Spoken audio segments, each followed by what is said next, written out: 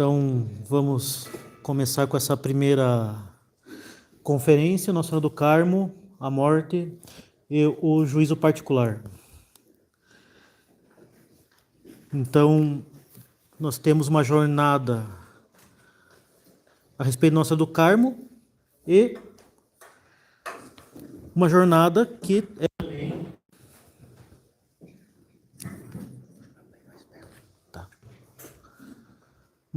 que é também a respeito dos novíssimos e a respeito ao fim dos tempos. Então, à primeira vista,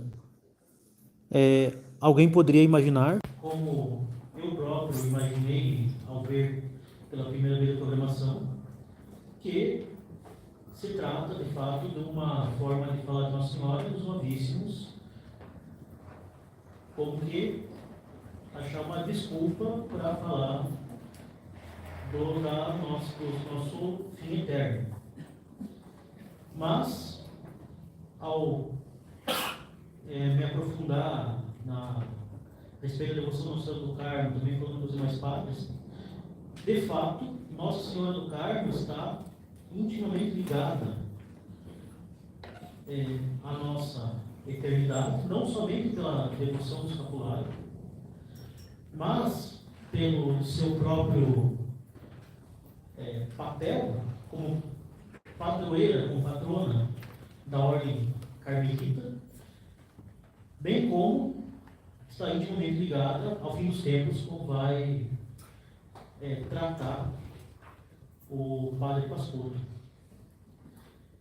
Então, para iniciar essa conferência a respeito do nosso destino mais imediato, que é a morte e o juízo particular, gostaria de contar duas histórias e meia,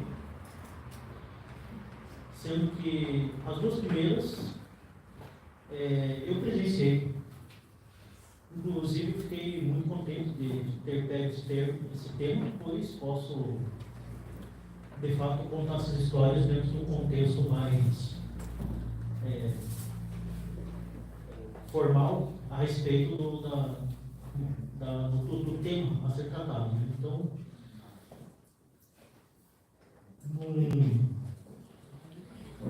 primeira história foi a respeito de as duas ocorreram no hospital. Afinal de contas,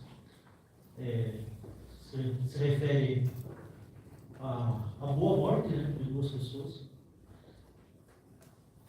Então, eu tinha que fazer um eletrocardiograma em função de avaliar o risco cirúrgico, porque eu ia extrair de forma cirúrgica mesmo um dente do siso.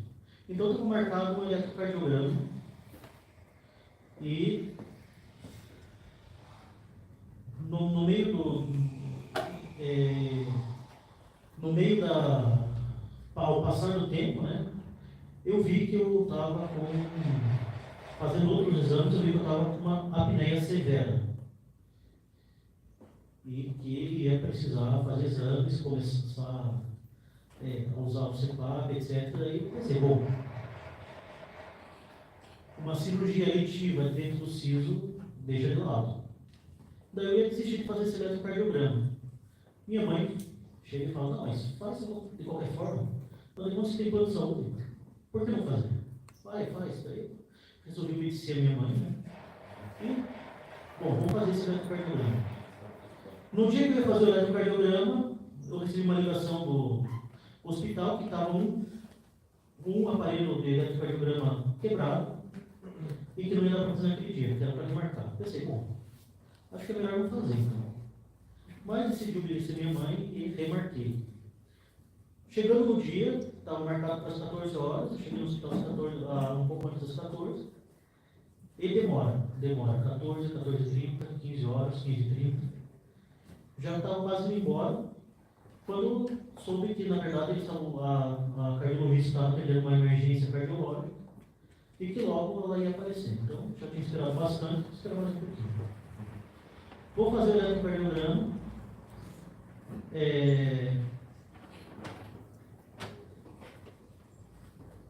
Imediatamente a médica viu, pô, tem uma coisa errada. Desvio para a direita no elétrico. Ela falou, você está com a pressão alta. E de fato a minha pressão estava 17/10. Ela falou, olha, acho que é melhor você ficar aqui na emergência. Imediatamente eu falei, ó, não dá, tem que ter exame essa noite. Ela falou, então vamos fazer o seguinte, você vai fazer alguns exames, eu vou te medicar. Se baixar essa pressão, está liberado, mas a gente tem que fazer série de outros exames. Daí fui lá, fiz a coleta dos exames, estava perto do laboratório e pensei, bom, daí ia levar pouco mais de uma hora para sair o resultado. Eu pensei, essa médica ainda vai embora e eu ainda vou ficar com outro médico que vai ainda demorar ainda mais. Resolvi subir para a clínica cardiológica de novo. Quando eu subo e sento na espera, passa a médica, olha para mim e fala, o senhor é padre ou seminarista? Bom, sou padre. Olha, a gente está com um funcionário, um enfermeiro, que estava instrumentando uma cirurgia. Ele teve um ataque cardíaco durante a cirurgia que estava instrumentando. E a gente está reanimando ele, mais ou menos desde meio-dia. Isso já era quase 6 horas da tarde. E já estava muito além do que eles têm uma reanimação. Porque era alguém conhecido. Daí eu fui lá, ele estava na hemodinâmica, onde faz caracterismo, e estavam fazendo reanimação cardiopulmonar nele. No pé dele, no tornozelo, estava amarrado no escapulário. E nisso eu dou a absorção, subpunção, a diminuição, subpunção. E pouco tempo depois, ele morreu.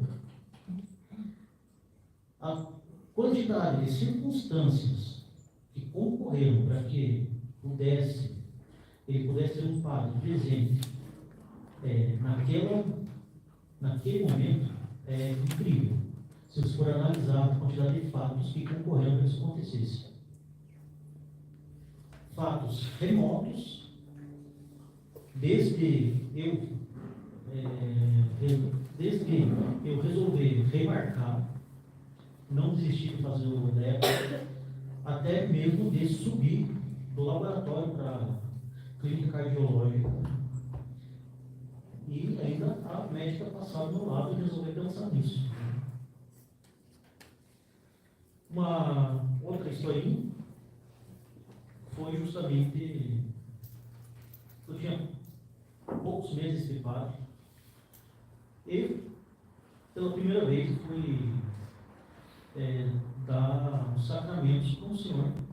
Primeira vez que realmente assim, alguém estava afastado da igreja há muito tempo. Então, normalmente quando familiar que pede, etc., a gente fica tranquilo, a pessoa já está disposta a receber os sacramentos. Agora, pela primeira vez, convencer alguém a receber os sacramentos, justamente foi uma coisa nova. Então, cheguei lá, o senhor, que conhecidamente maçom, e que estava afastado da igreja há muito tempo.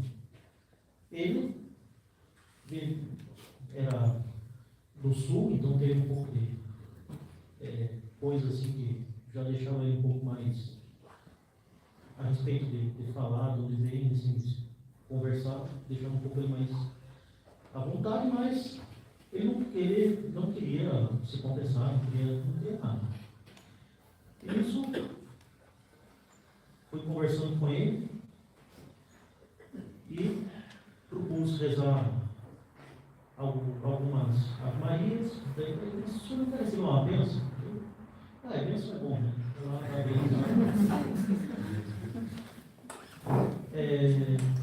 Ele rezava mais um pouquinho, eu sei que eu rezava pouco, o rosário.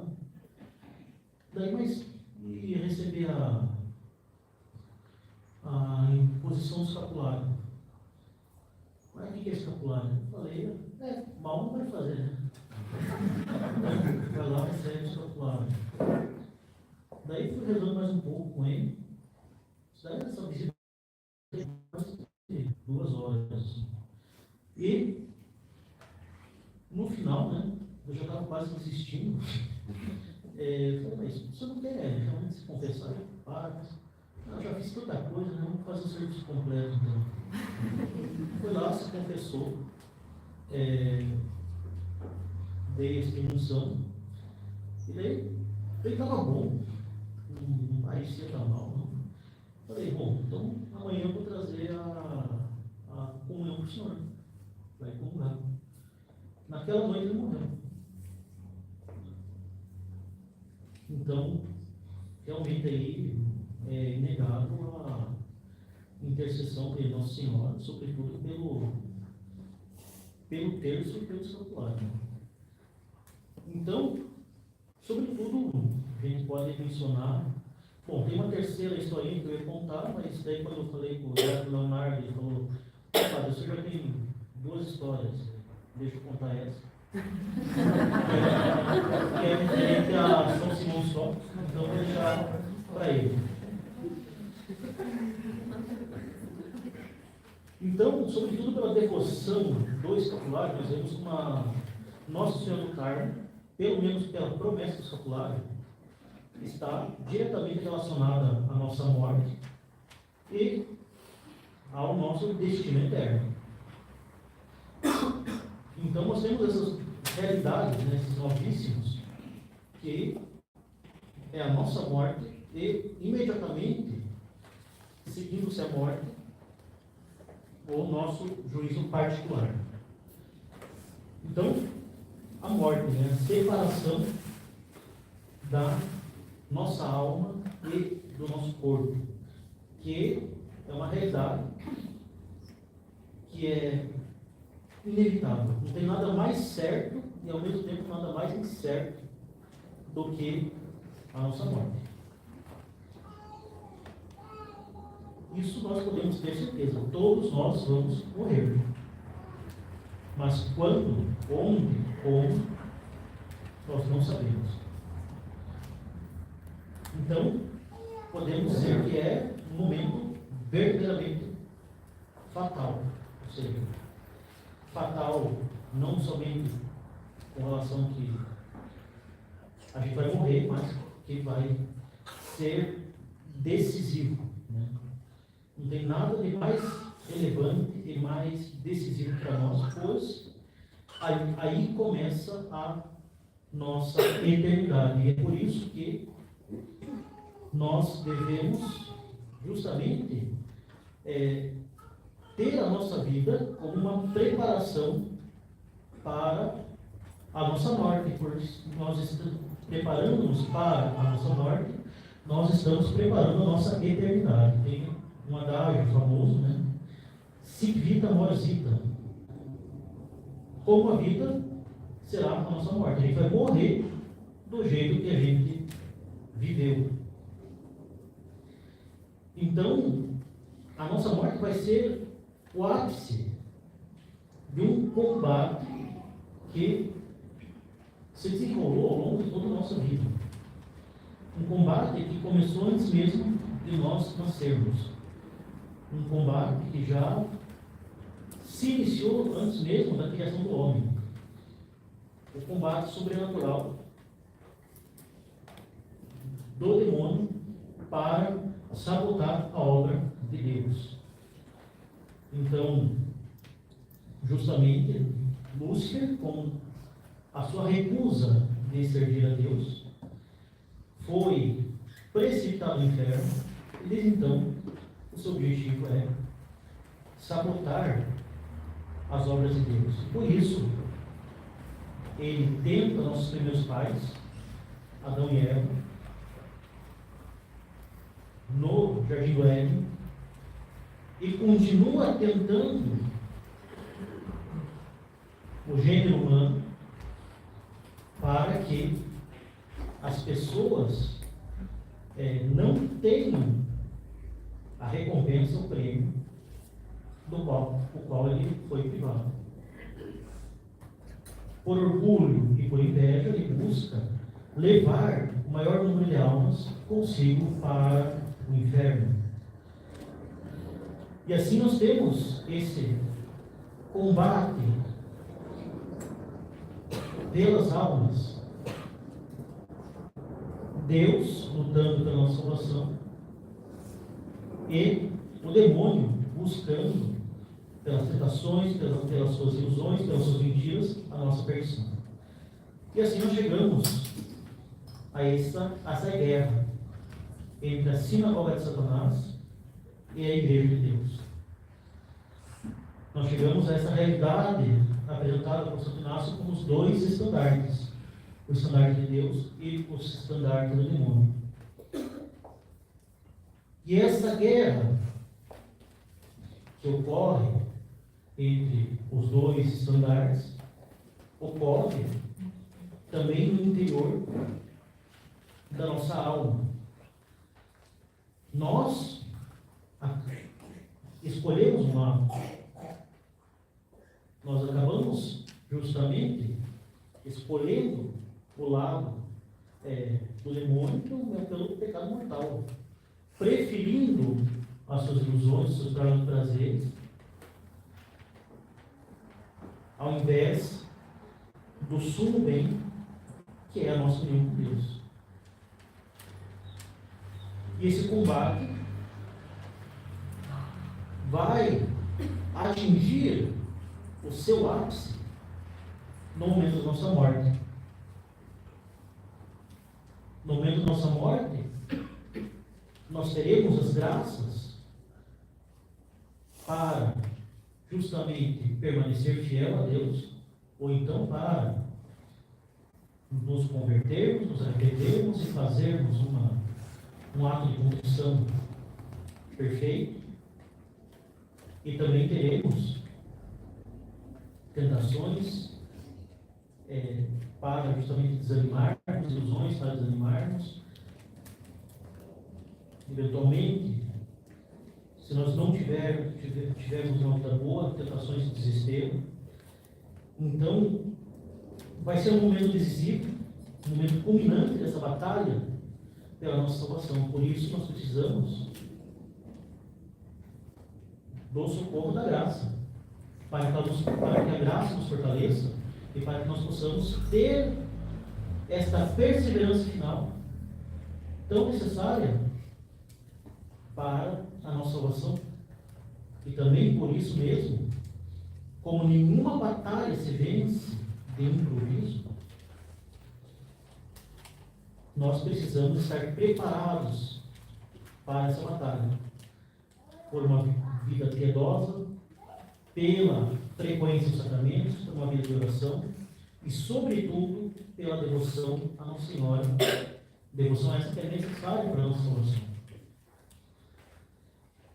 Nós não vamos vencer essa batalha de improviso. Isso é importante, sabe lembrar. Como nós vivemos, nós morreremos. Nós teremos as graças, mas nós precisamos aproveitar essas graças. Para quê? Para que a gente se apresente diante de Deus em estado de graça. Para que a gente se apresente diante de Deus unido a Ele, na sua amizade. Pois, logo após a morte, vem o nosso juízo particular. Nós vamos nos apresentar diante de Deus com a nossa alma no estado em que se encontra no momento da morte. Nossa alma vai se apresentar diante de Deus unida a Ele, sem nenhuma mancha, ou unida a Deus, na amizade de Deus, com algumas manchas a serem purificadas, ou completamente separada de Deus. E imediatamente conhecerá o juízo de Deus a respeito dela e o seu destino eterno. De acordo com o estado da nossa alma, nós iremos então para o céu ou para o inferno. Para o céu com ou sem pedágio, ou seja, com ou sem purgatório. Então não existe argumentação, não existe negociação. É importante lembrar que o juízo particular, apesar de ser um juízo, não vai ser um tribunal civil, estilo, por exemplo, Auto da Compadecida. Não vai ter o demônio como Ministério Público, não vai ter a gente apresentação de provas, argumentação, sustentação oral, e ainda não vai ter justamente negociação para evitar o inferno. Justamente, o que vai acontecer é que Deus vai fazer com que a alma veja o seu estado tal qual ele a vê.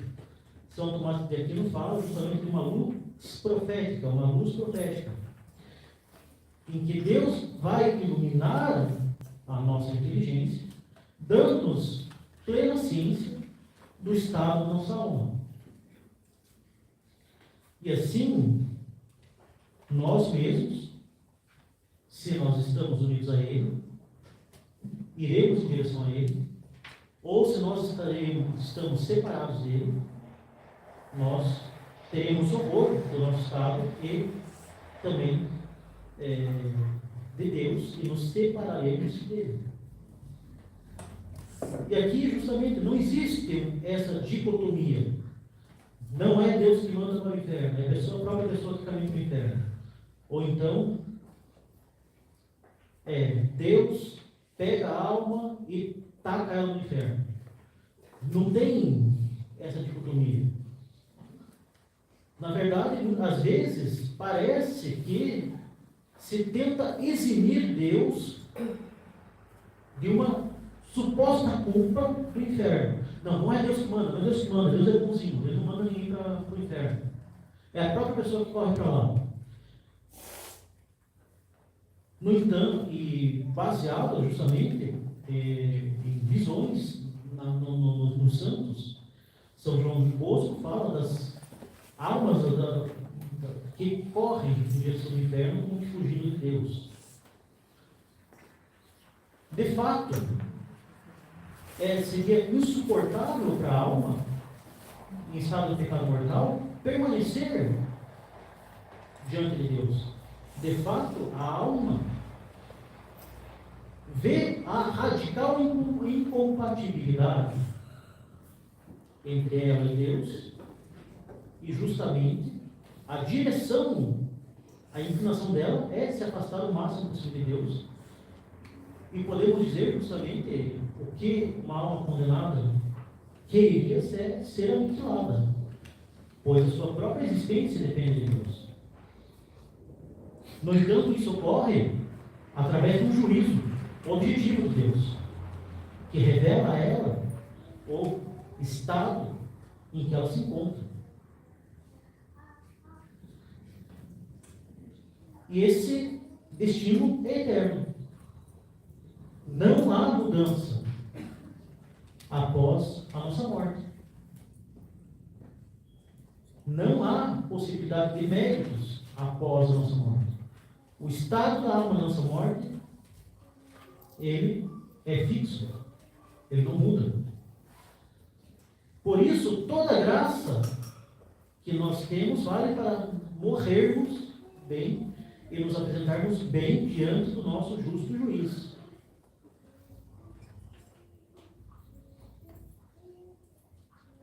Então, não há jeitinho, não há negociação, não há discurso que possa ser feito no nosso juízo particular. Ele é imediato. E imediato vai ser o nosso destino eterno. Ou o céu, ou o inferno. O céu, passando pelo purgatório ou diretamente. Claro, então as almas do purgatório são salvas, elas vão para o céu. O que não quer dizer que ele esteja agradável. Justamente o objetivo é não precisar passar pelo purgatório. E Nossa Senhora, ela está intimamente relacionada com este momento, com o nosso destino eterno. Afinal de contas, ela é o caminho da nossa salvação. Nosso Senhor Jesus Cristo, a nossa salvação veio por ela. E como diz São Luís Maria de Montfort, ele quer que a nossa salvação passe por ela. Então, ele veio a nós por Nossa Senhora, então nós iremos a ele também por Nossa Senhora. Nossa Senhora é justamente o caminho da nossa salvação. Não somente na encarnação, mas também no momento da redenção no alto do Calvário. Afinal de contas, Nossa Senhora permaneceu firme diante da cruz de Nosso Senhor e ofereceu os seus sofrimentos e os sofrimentos do seu Divino Filho a Deus por todos nós.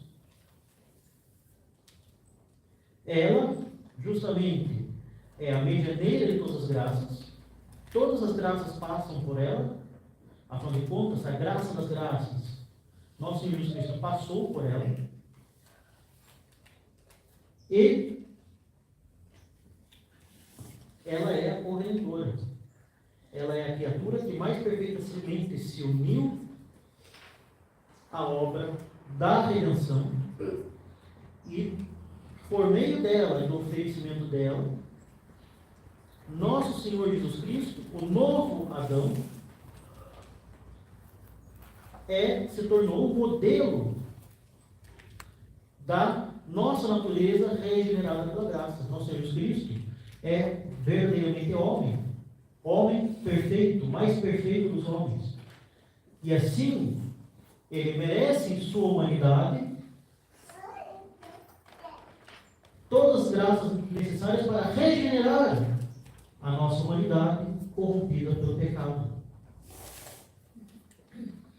Então, no momento em que ele forma justamente em nós, pela sua redenção, o novo homem nascido da graça, ele nos dá a Nossa Senhora. Nossa Senhora, no alto da cruz, no momento em que ele merece a nossa salvação, no momento em que é formado justamente esse novo homem, nascido da graça, nós recebemos Nossa Senhora como mãe e, portanto, justamente, temos Nosso Senhor Jesus Cristo como nosso irmão. Nós somos colocados para a proteção de Nossa Senhora e recebemos justamente a graça de não somente ter o céu aberto para nós, como justamente receber uma nova natureza que foi regenerada e que tem como modelo Cristo glorioso. E é justamente esse o prêmio que nós teremos no céu. Nossa Senhora, então, é nossa mãe, ela é a porta do céu, e ela está pronta para estar presente na hora da nossa morte, como ela esteve presente aos pés da cruz, para que justamente, como Nosso Senhor abriu o céu naquele instante, ela também possa ser para nós a porta do céu, como nós rezamos na ladainha lauretana. E assim tenhamos a eternidade com Cristo, nosso Senhor e nosso irmão, e com ela. Mas para que essa sua presença no momento da nossa morte possa ser efetivamente aproveitada, é necessário que a tenhamos verdadeiramente como mãe. E então devemos ser verdadeiramente filhos seus, verdadeiros devotos. E por isso mesmo, a devoção à Nossa Senhora é necessária para a nossa salvação. Por isso que ela é a nossa advogada. Ela é nossa advogada não porque no tribunal do juiz particular ela vai dar um jeitinho para, apesar de todas as nossas faltas, nós sermos, entrarmos escondidos. Mas porque ela é já agora a nossa advogada, abrindo para nós todas as graças que nós precisamos para morrermos bem. Justamente ela é a nossa advogada no momento da nossa morte. E não depois, quando tudo já vai estar definido. Então, Nossa Senhora tem esse papel importantíssimo, necessário na nossa salvação, como porta do céu. Ela nos abre o céu, sendo a nossa mãe e formando Cristo em nós. Mas nós podemos justamente ver esse papel de Nossa Senhora de forma mais explícita e particular na Virgem do Carmo, enquanto padroeira da Ordem do Carmo. Então nós temos esta frase de São Simão Stock, o superior-geral dos carmelitas no século XII, que recebeu de Nossa Senhora o escapulário. Ó Maria, flor do Carmelo, vinha florida, esplendor do céu, virgem fecunda e singular, mãe bondosa e intacta, aos vossos filhos dai privilégios, estrela do mar. Então Nossa Senhora, protetora do Carmelo, nossa mãe bondosa, ela dá privilégios particulares à Ordem do Carmo. Mas ela não somente promete privilégios à Ordem do Carmo, mas ela dá o meio para que todos nós possamos nos associar a esse privilégio, portando de alguma forma o hábito do Carmo.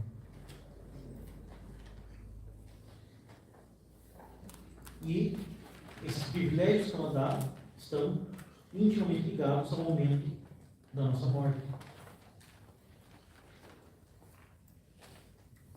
A Ordem do Carmo é uma ordem que liga o Antigo e o Novo Testamento e assim perpassa toda a história da redenção.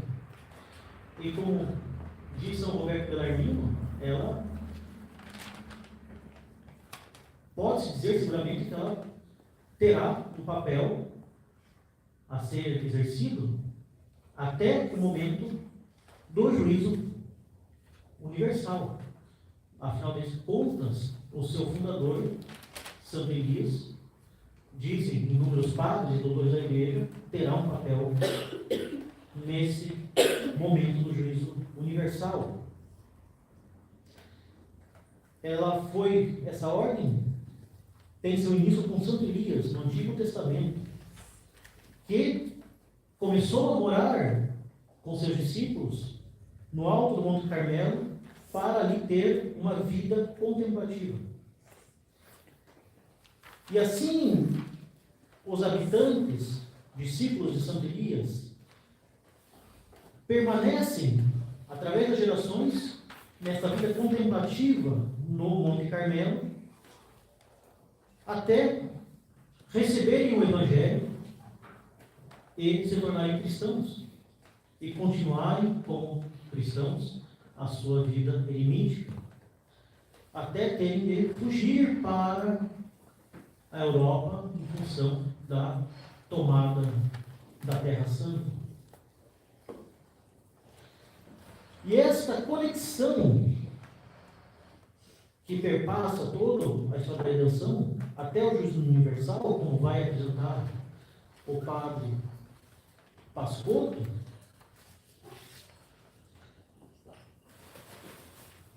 coloca justamente tanto o Antigo como o Novo Testamento sobre o manto de Nossa Senhora do Carmo.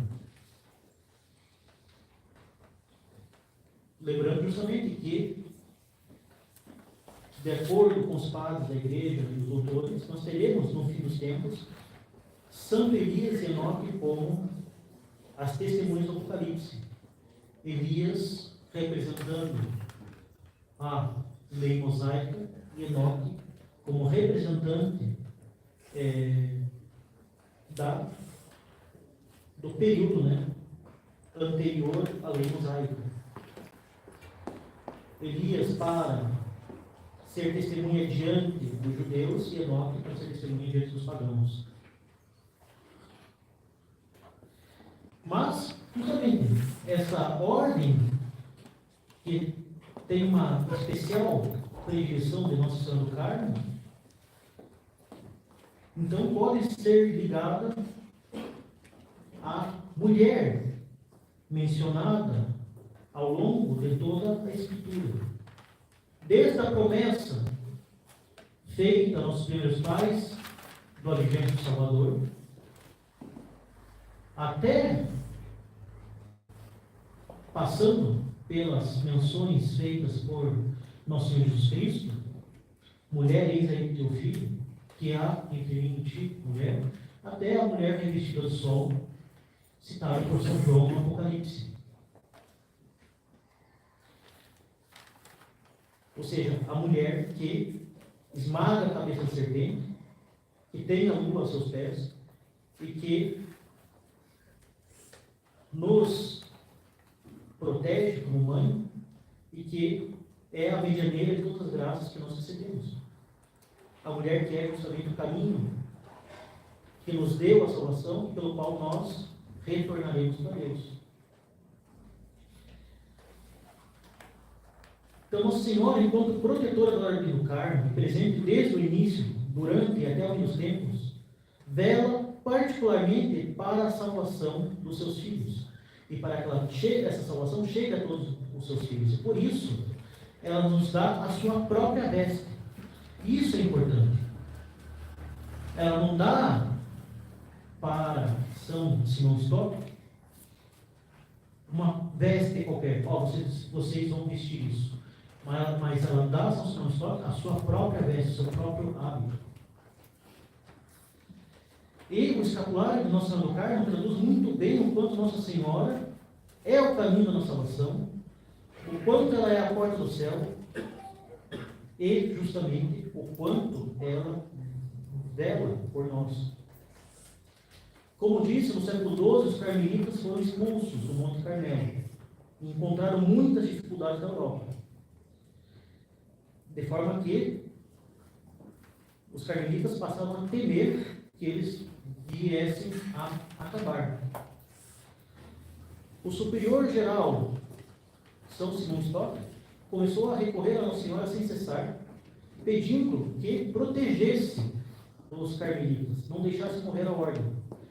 E, no dia 16 de julho de 1251, Nossa Senhora apareceu a São Simão Stock e lhe entregou a sua própria veste, dizendo: Filho diretíssimo, recebe o escapulário da tua ordem, sinal especial de minha amizade fraterna, privilégio para ti e todos os carmelitas.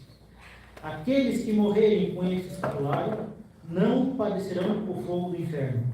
É sinal de salvação, amparo e proteção dos perigos e aliança de paz para sempre.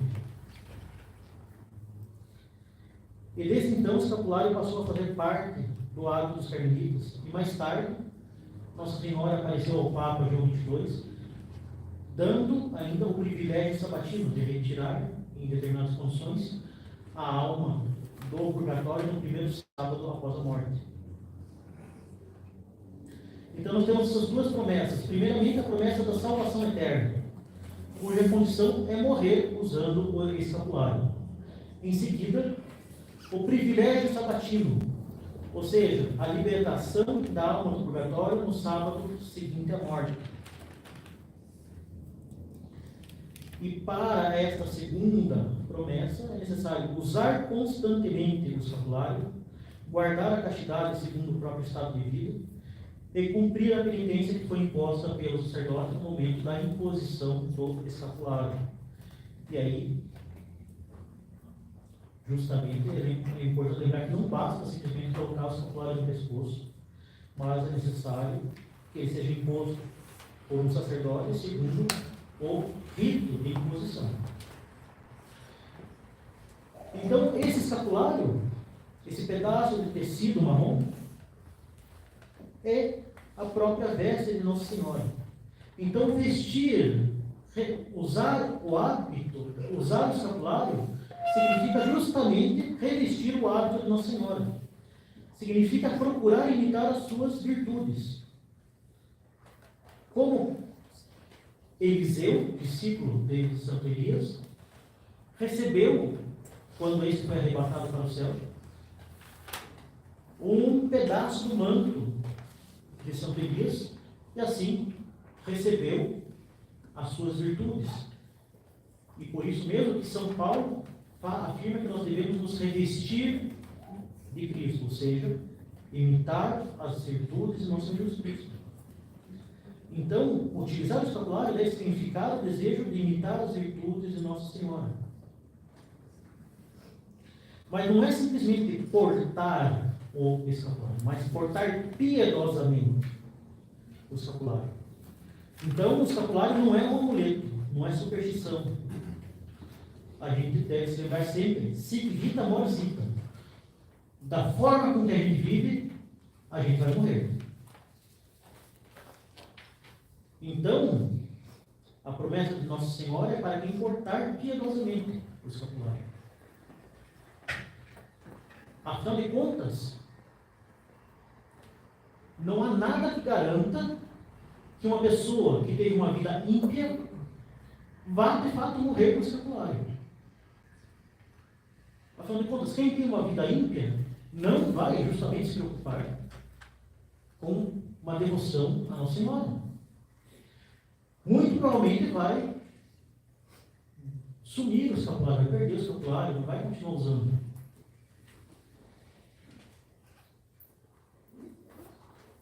Inclusive, existe justamente uma anedota de que uma pessoa que queria se suicidar não conseguia fazê-lo. E ela notou que isso era por causa do escapulário. E justamente para se suicidar, lançou fora o escapulário. Morreu sem escapulário. E ainda cometendo um pecado gravíssimo que é tirar a própria vida. Então, o escapulário, justamente, ele é um sinal externo de uma devoção que deve ser, em primeiro lugar, interna. Uma devoção que deve ser justamente uma preparação para a nossa morte e para a nossa apresentação diante de nosso Jesus Cristo. Devoção que está fundada justamente na imitação das virtudes de Nossa Senhora. Revestirmos das vestes de Nossa Senhora para que nossa alma, nosso coração, seja mais semelhante à alma e ao coração dela. Em 1951, por ocasião do 7º centenário da entrega do escapulário de São Simão Histórico, o Papa Pio XII disse em uma carta aos superiores gerais das duas ordens carmelitas, os carmelitas calçados e os carmelitas descalços, ele diz: porque o santo escapulário, que pode ser chamado verdadeiramente de traje de Maria, é um sinal e penhor da proteção da Mãe de Deus. Não se trata de algo de pouca importância, mas de adquirir a vida eterna em virtude desta promessa da bem-aventurada Virgem que a tradição relata. Trata-se, pois, de um assunto que é o mais importante de todos e de conduzi-lo seguramente ao seu termo. O escapulário, como veste da Virgem, é sinal e o penhor da proteção da Mãe de Deus. Quantas almas, em circunstâncias humanamente desesperadas, devem sua suprema conversão e sua salvação eterna ao escapulário do qual estavam revestidos? Quantas também nos perigos do corpo e da alma sentiram, graças a ele, a proteção maternal de Maria? Então, justamente o escapulário está ligado a esse momento decisivo, fatal, da nossa eternidade.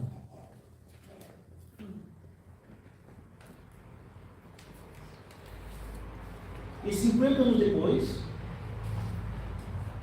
no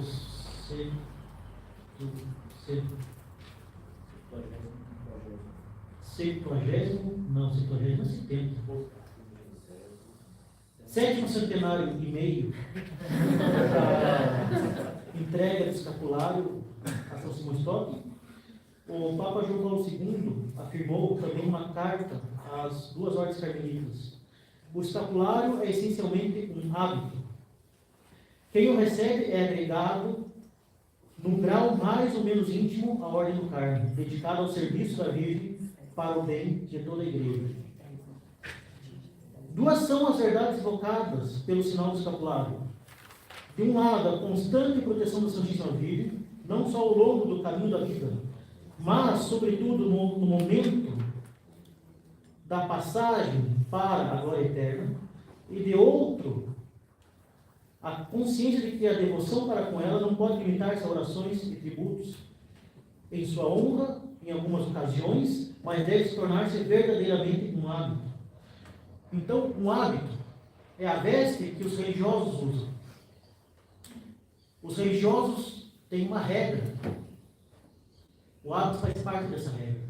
É o sinal mais exterior de que alguém segue uma regra religiosa. Como o escapulário é parte do hábito da Ordem do Carmo, aqueles que portam esse escapulário devem ser coerentes com aquilo que portam e seguir também uma regra. Devem conformar a sua vida à devoção a Nossa Senhora, sob o título de Padroeira do Carmo. Então, é um sinal externo de uma disposição da alma. Aquele que porta um hábito e não vive de acordo com esse hábito é um mentiroso. Ele não vai receber as graças daquele hábito, as graças daquela ordem. Na verdade, vai ter uma responsabilidade ainda maior, uma culpa maior em trair o hábito do qual foi revestido. Então, justamente, essa devoção à Nossa do Carmo que é uma preparação para o momento da nossa morte, para o nosso juízo, deve ser justamente a conformação da nossa vida e, portanto, da nossa alma a Nossa Senhora.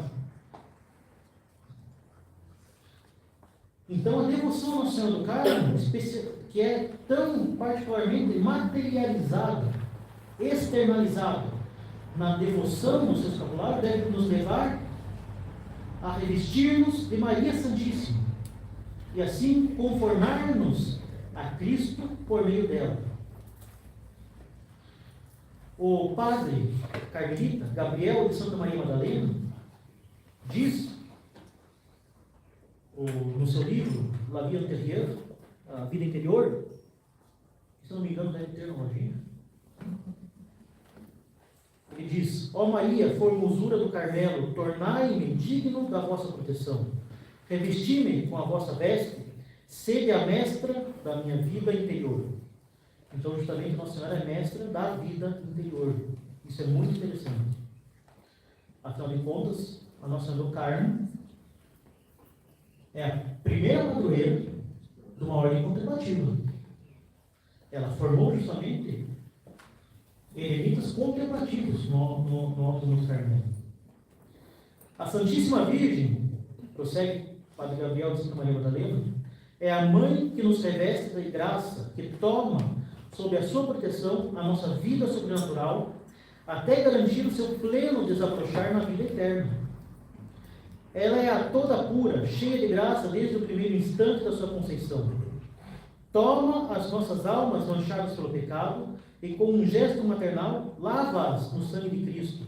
Reveste-as da graça que juntamente com ele nos mereceu. Bem, podemos dizer que a veste da graça foi tecida pelas mãos benditas de Maria, que dia a dia, momento a momento, se deu inteiramente a si mesma, em união com seu Filho, pela nossa redenção. Então, Nossa Senhora, que é a coadjutora, que se entregou plenamente às dores da paixão de Nosso Senhor, ela forma Cristo em nós, como diz também São Luís Maria Grande, como forma tratável. Ela é a forma que forma Cristo em nós. Então, ela cuida da nossa vida sobrenatural, para que nós permaneçamos unidos a Cristo, livres do pecado, até este momento do nosso encontro com o nosso justo juiz e o início da nossa eternidade. Então, o escapulário que Nossa Senhora nos oferece não é mais do que o símbolo exterior desta sua incessante solicitude maternal. É símbolo, mas também sinal e penhor de salvação eterna. Então ela diz justamente a São Simão de Sá: recebe, amado filho, este escapulário, quem morrer com ele não padecerá o fogo eterno. Então ela promete que ela vai fazer de tudo para que nós nos salvemos e sejamos livres do inferno. Mas nós precisamos justamente colaborar, aproveitar esta solicitude, porque nós podemos também negá-la. A Virgem assegura a graça suprema da perseverança final a todos os que usarem dignamente o seu escapulário. Todos aqueles que usarem dignamente, piedosamente. Afinal, quem usa o escapulário, diz o Papa Pio XII na sua carta, faz profissão de pertencer a Nossa Senhora. E justamente porque nós pertencemos a Nossa Senhora, ela tem um cuidado especial para conosco. Aquilo que ela é dela, ela não vai perder. Aquilo que é dela, não será tocado pelo fogo do inferno. Mas justamente é necessário que sejamos dela verdadeiramente e não de forma mentirosa.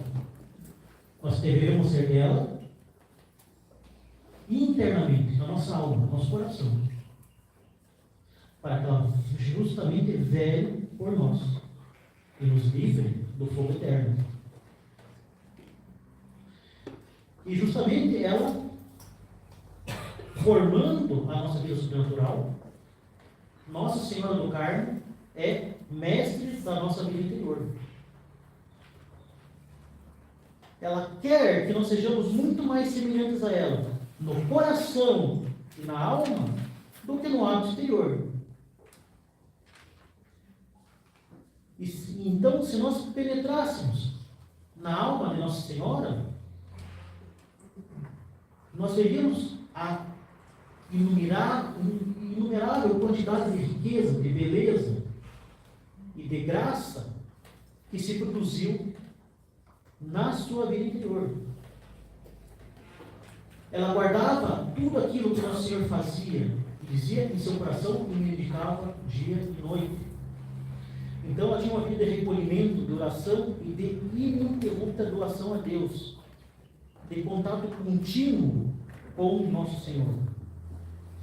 A alma de Nossa Senhora é um santuário reservado somente para Deus, onde nenhuma criatura humana jamais imprimiu a sua forma, onde reina o amor, o zelo pela glória de Deus e pela salvação dos homens, como diz o padre Gabriel Santa Maria Madalena. E como diz São Maximiliano Maria Kolbe, a alma de Nossa Senhora é a mais perfeita resposta de amor à ação de Deus. Ela justamente sendo a Imaculada por excelência, é aquela que se consagra de forma mais perfeita a Deus, e assim ela é a mais perfeita, é o mais perfeito triunfo da graça sobre o demônio, sobre o mundo e sobre o pecado. Então ela é a mestra em formar Cristo em nós. É a forma que forma Cristo em nós. Então, e ela forma Cristo em nós para quê? Para que nós possamos nos apresentar diante dele na sua amizade. Para que nós possamos morrer bem. Para que nós possamos justamente chegar a esta batalha final, firmes, sustentados pela graça, e tenhamos justamente esta vitória que é a perseverança final.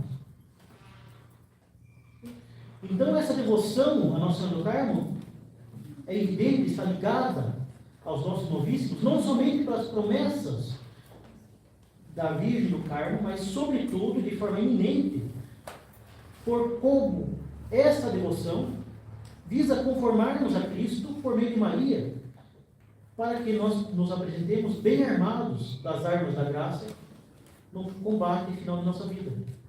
E para que possamos então ser verdadeiramente amigos de Deus nessa vida e por toda a eternidade.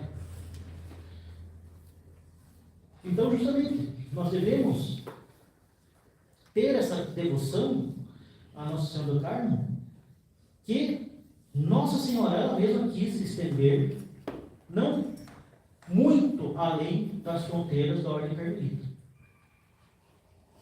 Pelo escapulário, nós fazemos de alguma forma parte da Ordem do Carmo e somos então filhos diretos de Nossa Senhora. Mas nós devemos também ser filhos diretos não somente pelo mero porte do escapulário, mas justamente pela devoção interior, deixando que Nossa Senhora do Carmo forme a nossa vida sobrenatural, a nossa vida interior, e justamente para que nós possamos ter Cristo formados em nós, para bem combater o combate final. Então, sejamos devotos do escapulário e de Nossa do Carmo, não somente exteriormente, mas, sobretudo, interiormente na nossa alma. Então, podemos rezar?